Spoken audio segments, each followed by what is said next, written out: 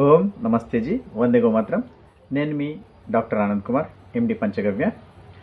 ఈరోజు శరీరము బలహీనంగా అవుతుంది అనేసి అంటే ఏం తీసుకోవాలి?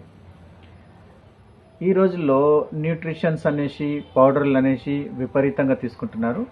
అయితే ఒక చక్కటి రెమెడీ ఏంది అనేసి అంటే, శరీరం బలహీనంగా అవుతుంది, శరీర దారుద్ర్యం పెరగాలి అంటే బలం పెరగాలి, ఒంట్లో బలం సత్తువ గట్టిగా ఉండాలి, వీర్యవృద్ధి బాగా కావాలి అంటే మన తాత ముత్తాతలు చెప్పిన ఒక చిన్న చిట్కా ఉంది.